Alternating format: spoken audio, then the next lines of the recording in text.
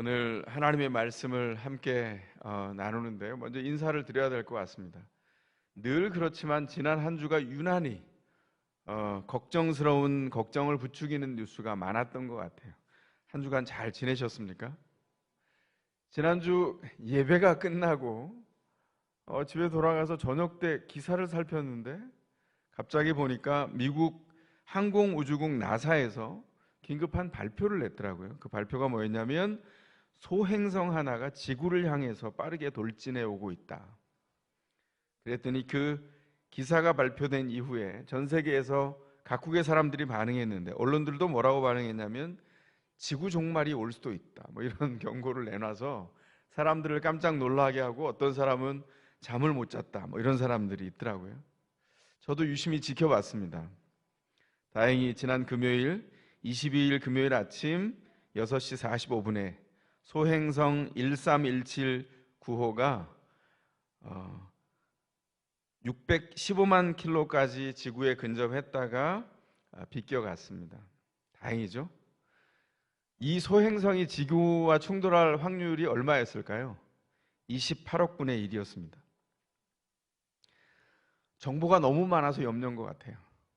옛날에도 지나갔을 텐데 그때는 몰라서 하늘을 보고 별빛이 좋구나 이랬을 텐데 지금은 아는 게 많아서 고통도 큰 것 같습니다. 뿐만 아니라 지구의 자기장이 약해졌다고 합니다. 그래서 태양풍을 막아주는 자기장이 약해져서 이걸 어떡하냐 염려하는 경고의 소리가 있고요. 또 우리가 사는 한반도에 작은 지진들이 올해 빈번하게 계속되어서 지구에 여러 가지 변화가 있는 중에 한반도에는 대지진이 올 수도 있다.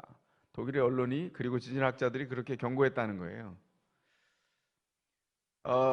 제가 한때 목회했던 미국의 캘리포니아에는 하루에 수백 번, 수천 번씩 3.0 이하의 지진이 계속되고 있습니다. 물론 대비를 잘 해야 되겠지만 그러나 염려할 만한 이런 예측들 때문에 더 걱정거리가 늘어나는 건 아닌가 그런 생각도 동시에 한번 해보게 됩니다.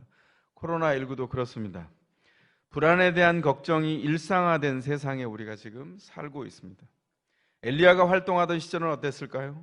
오늘 본문에 나타난 엘리야가 활동하던 시절 우상 숭배가 일상화된 불안이 만연한 시대였습니다.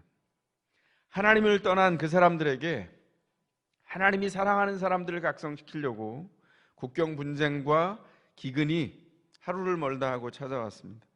사는 게 빡빡하니까 각자 자기 살 길을 찾습니다. 요즘 말로 하면 각자 도생의 시대였던 거죠. 그래서 이웃이 문제가 아니라 내가 어떻게 살아갈까 이게 더 중요했다는 거예요. 근데 오늘 본문에 보면 이제는 큰 게 왔어요. 전면전과 대기근이 찾아왔습니다. 이 어려울 때를 어떻게 살아야 될까요? 성경의 시대는 멀리 있었으니까 만화 같았을까요? 아니요. 그들도 우리처럼 너무나 절박하고 생생한 현실로 이것을 맞이했을 겁니다.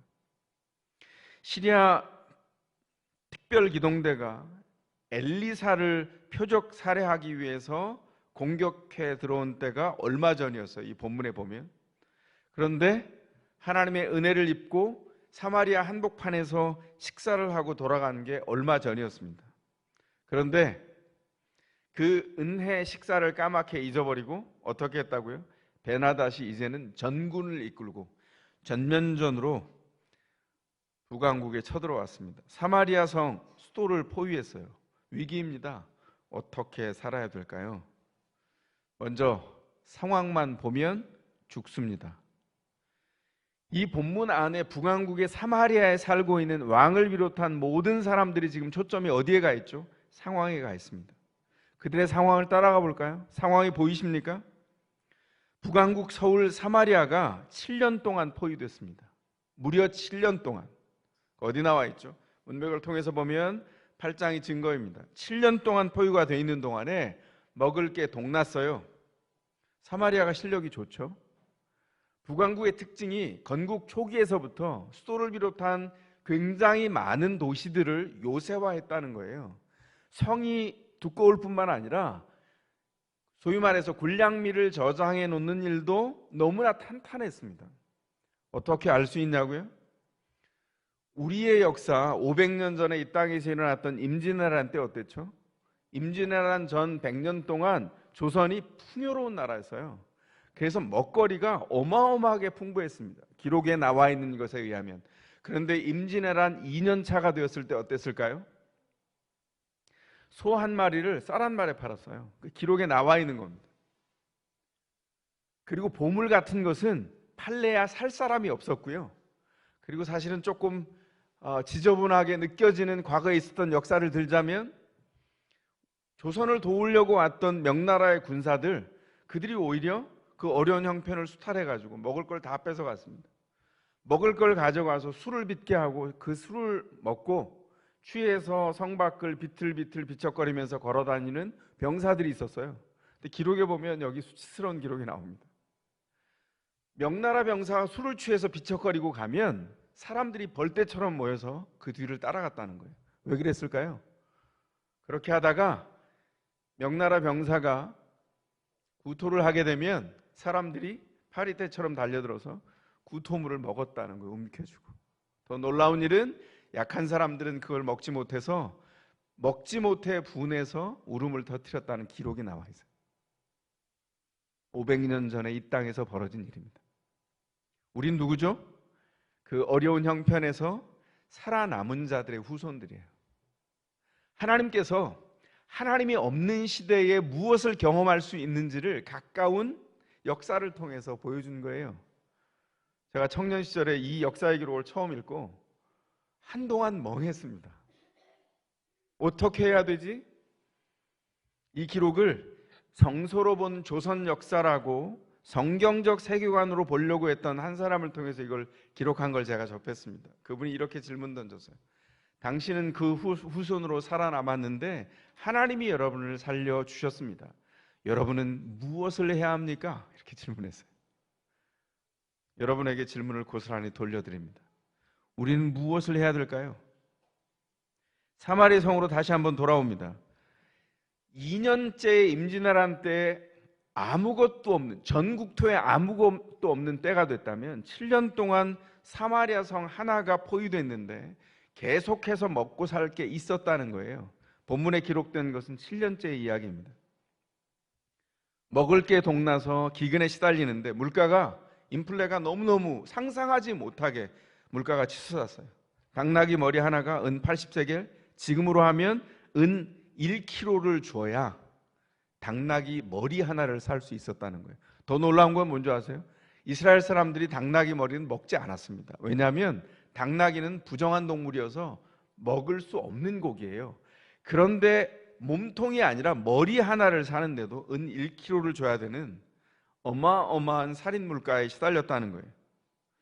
그리고 음식을 끓일 때 쓰는 연료인 비둘기똥, 지금 우리로 하면 900ml짜리 우유곽 하나 정도 비둘기똥을 채우면 은 55g을 줘야 살 수 있었다는 겁니다. 이전에는 줘도 안 갖는 거죠. 그런데 왜 이 연료를 샀을까요? 먹을 것도 없는데. 나중에 밝혀집니다. 어느 날 왕이 성내를 시찰합니다. 이 왕은 요람 왕입니다. 이전에 개역 성경이나 개역 개정 성경을 봤던 사람들은 헷갈릴 거예요. 왜냐하면 그때는 이 왕이 여호람 왕이라고 기록되어 있어요. 그런데 저희가 지금 보고 있는 새 번역은 남왕국에 여호람 왕이 있기 때문에 혼돈을 피하기 위해서 북왕국의 왕은 요람, 남왕국의 왕은 여호람, 이름을 이렇게 분리했습니다. 그런데 요람이나 여호람이나 발음이나 내용에 있어서 똑같은 이름이지만 인물이 다른 사람입니다. 이 요람 왕이 성을 시찰하고 있는데 한 여인이 긴급하게 찾아와서 부르짖습니다. 재판을 요청한 거예요. 그래서 이 재판 요청 때문에 당시의 비참한 상황을 듣게 됩니다. 어떤 일이 있었죠? 오늘 본문에 두 여인이 차례로 너무나 배가 고파서 두 여인이 각각 아들이 있는데 그 아들을 각각 잡아먹기로 했다는 거예요. 말도 안 되는 일이죠. 그래서 지금 소송을 하러 온 이 여인이 먼저 자기 아들을 비둘기 똥으로 아마 물을 끓여서 아이를 삶아 먹었을 겁니다. 끔찍한 사건이죠. 근데 이 여인이 왕 앞에 나왔을 때 기근을 해결하지 못한 왕의 문제나 나라의 문제를 위해서 호소하러 나온 게 아니에요. 뭘 위해서 탄원합니까? 내 아이는 잡아먹었는데 저 여자가 자기 아이를 잡아먹는 차례에 저 여자가 자기 아이를 내놓지 않으니 이게 불공평하고 불법이라는 거예요. 뭐가 불법이죠? 어떻게 아들을 잡아먹습니까? 이건 인간이기를 포기한 일이죠. 백성들의 삶의 기준이 무너졌다는 얘기입니다. 엄마의 자리를 내려놓았습니다. 이 여자의 말을 듣고 요람왕이 어떻게 했습니까? 자기의 옷을 찢고 베옷을 입었습니다. 근데 문제는 거기가 끝이에요. 요람왕은 마치 이방의 왕처럼 판단합니다. 베옷은 뭐의 상징이죠? 회개의 상징입니다. 그런데 요람은 베옷을 입었지만 하나님께는 나아가지 않습니다. 참 이상한 일이죠. 그리고 베옷을 입고 자기의 분노를 드러냅니다. 어떻게 살아야 될까요? 두 번째, 상황에 빠져 있으면 죽는데 두 번째 제시된 성경의 메시지는 하나님께 나아가야 산다는 것입니다. 요람왕이 하나님을 원망합니다. 27절에 뭐라고 말합니까? 여인이 부르짖을 때 하나님이 돕지 않는데 내가 당신을 어떻게 돕습니까? 이렇게 호소합니다. 요람왕의 특징은 눈이 멀었습니다. 하나님의 역사가 보이지 않아요. 하나님의 뜻을 깨닫지 못하는 사람들의 특징이 있어요. 뭘까요? 좋을 때는 자기가 괜찮아서 사는 줄 알고 어려운 일이 생기면 하나님 탓하고 남 탓하기 시작합니다. 하나님이 보이지 않기 때문에 보이는 대상을 탓해야 되죠. 요람왕이 탓할 대상은 엘리사인 겁니다. 이 7년 기근이, 이 전쟁이 마치 엘리사 때문에 벌어진 것처럼 얘기해요. 7년 기근의 끝, 이 여인의 사건을 보고 분노한 요람왕이 이건 다 엘리사 때문이고 하나님 때문이다. 하나님이 돕지 않기 때문이다. 그러므로 그 역사를 대행하고 있는 엘리사가 하나님의 도움을 구하지 않기 때문에 엘리사를 죽이겠다 이렇게 말합니다. 참 기가 막힌 건 이거죠. 요람왕이 엘리사를 죽이겠다고 하는데 엘리사의 이름의 뜻이 뭐죠? 나의 하나님이 도우신다라고 하는 뜻을 가지고 있습니다. 하나님이 돕지 않는다 그러는데 돕는다라고 하는 말이 엘리사라고 하는 이름하고 굉장히 비슷해요. 돕는다라고 하는 말이 야샤라는 말인데 엘리사는 엘리, 나의 하나님이 엘리야샤, 나의 하나님이 도우신다라고 하는 이름입니다. 하나님이 엘리사 예언자를 통해서 하신 일이 뭐죠?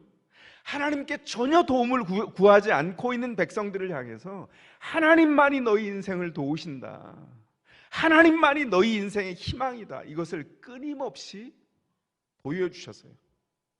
엘리야와 다르게 그래서 엘리사 때는 정말 일상에 스며들어 있는 그 악함과 빈곤과 기근과 어려움을 호소하는 사람마다 역사하시고 그 역사를 보여주셨어요. 이유가 뭐라고요? 엘리사를 통해서, 엘리야샤를 통해서 하나님이 도우신다, 야샤하신다, 이걸 보여주기 위한 것이었습니다.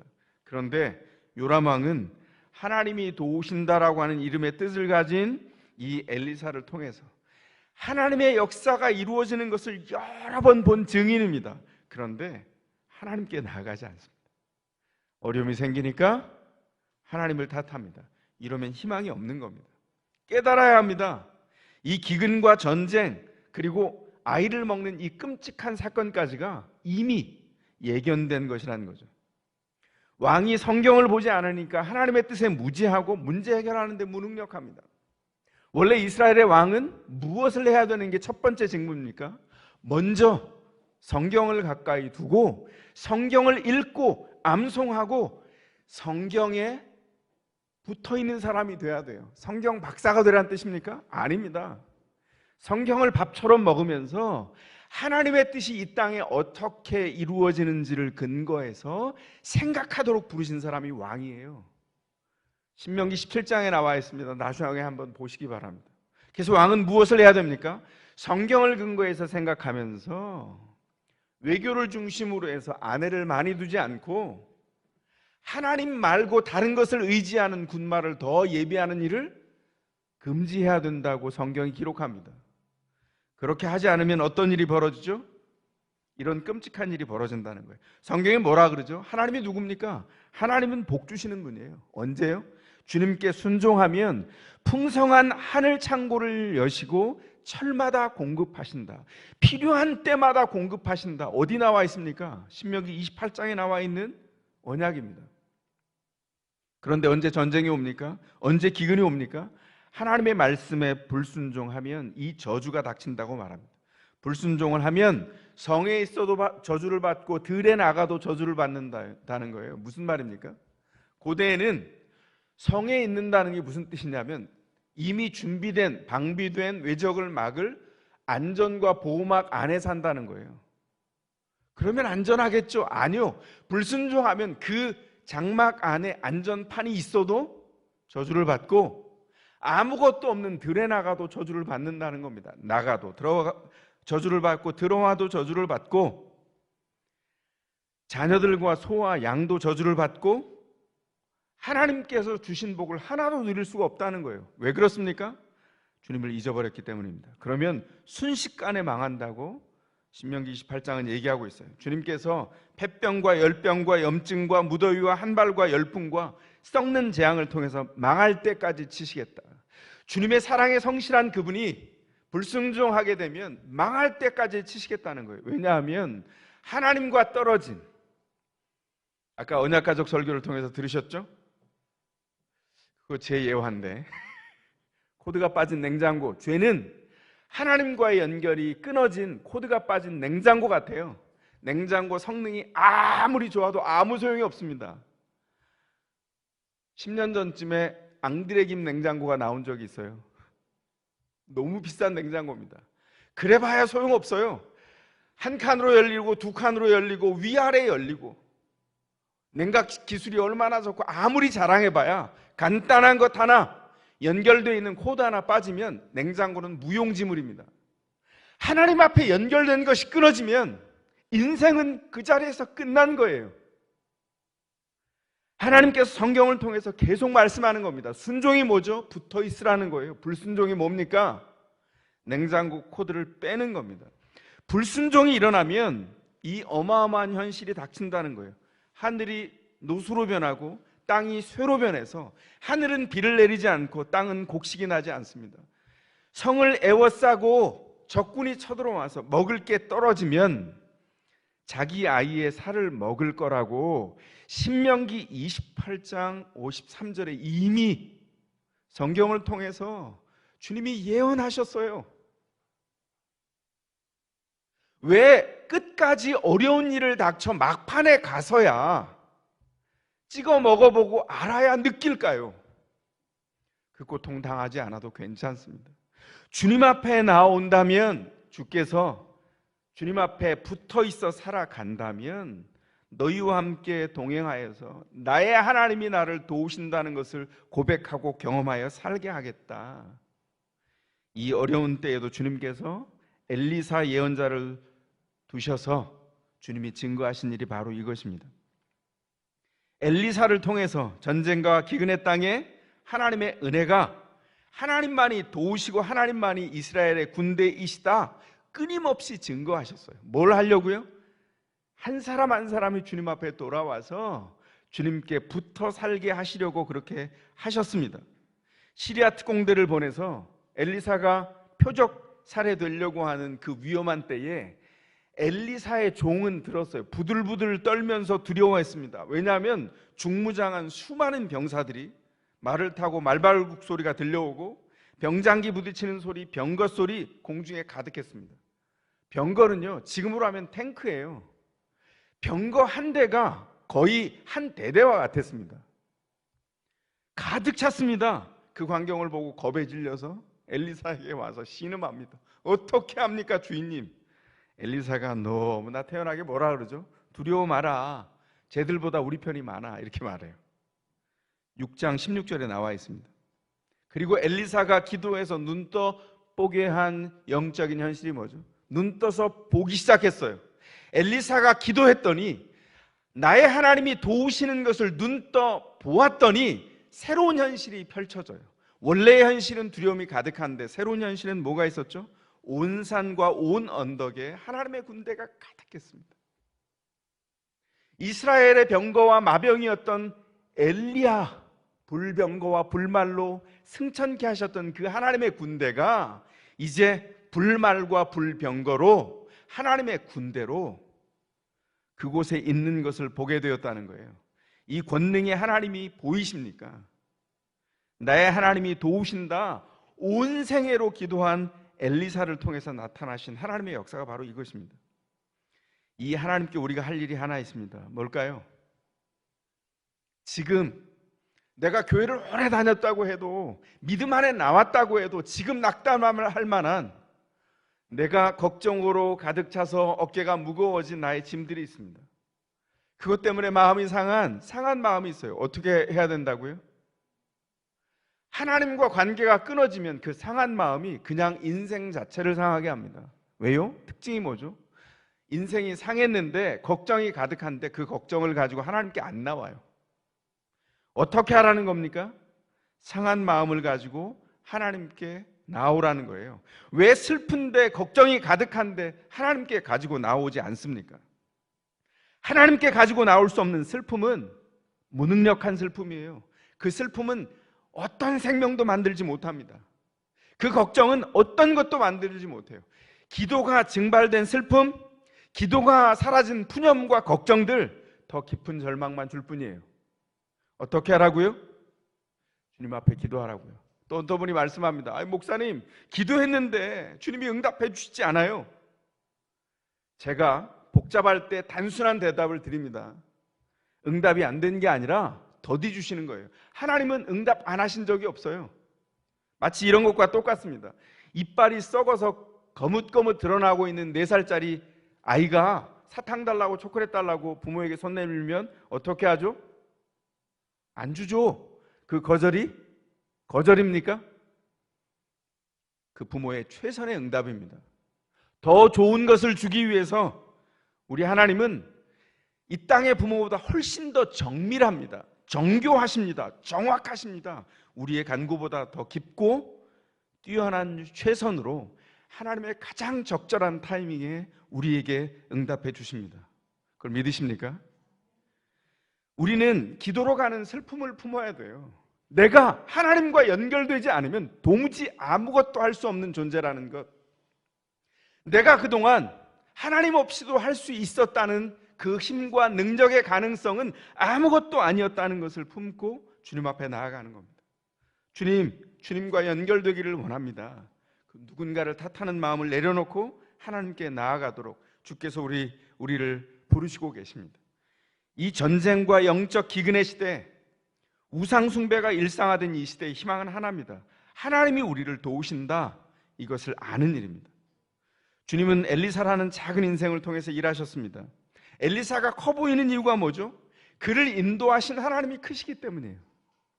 하나님은 늘 크신 하나님이십니다.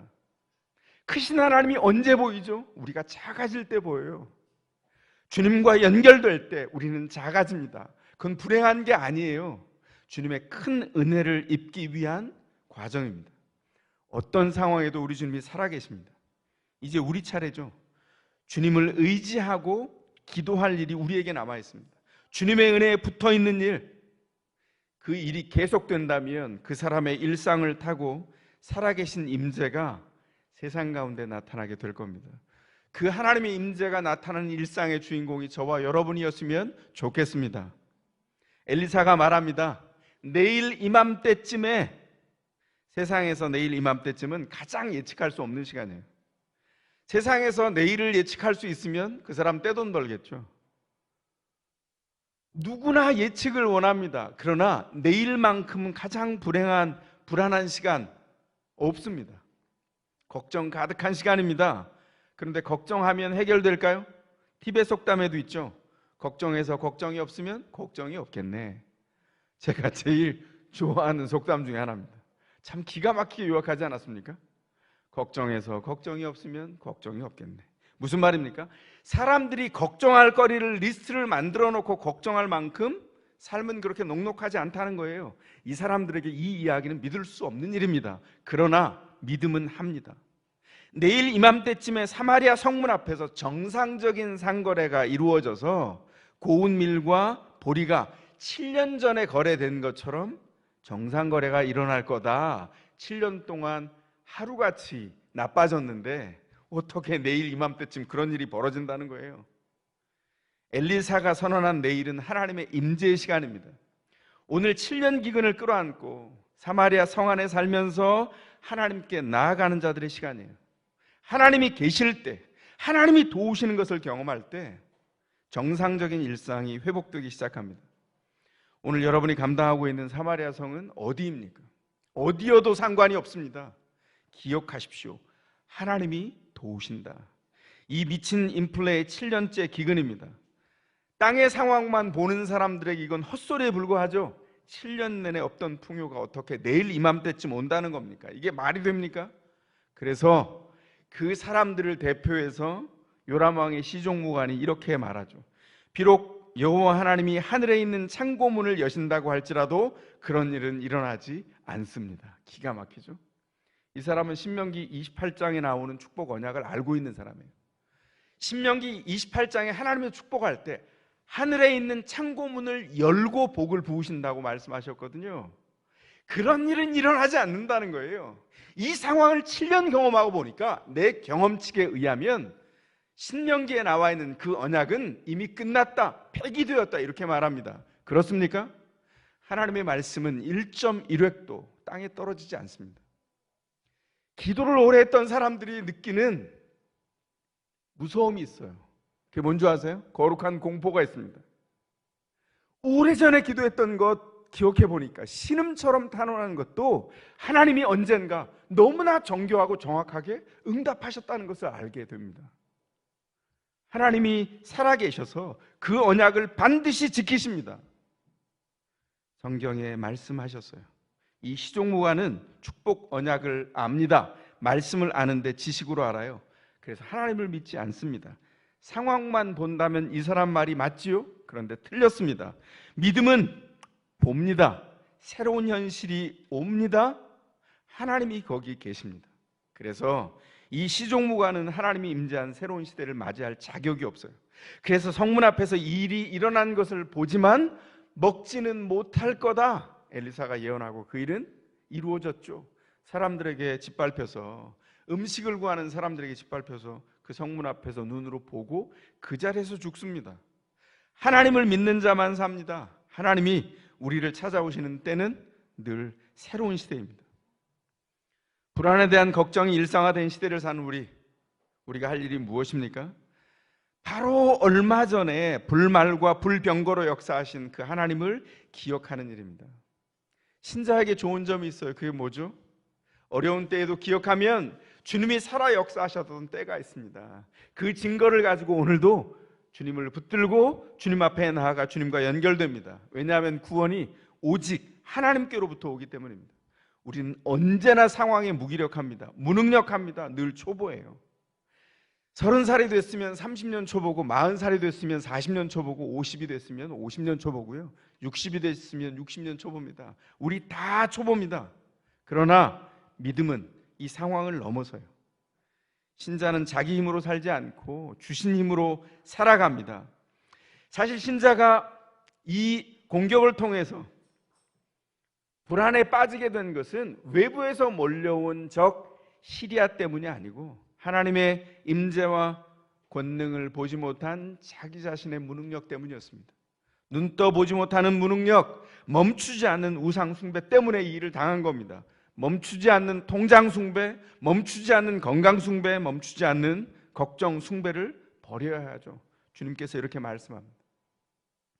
우리 예수님이 마태복음 6장 33절 34절에 신자가 사는 법, 신자가 하나님 나라를 사는 법에 대해서 이렇게 말씀하셨습니다.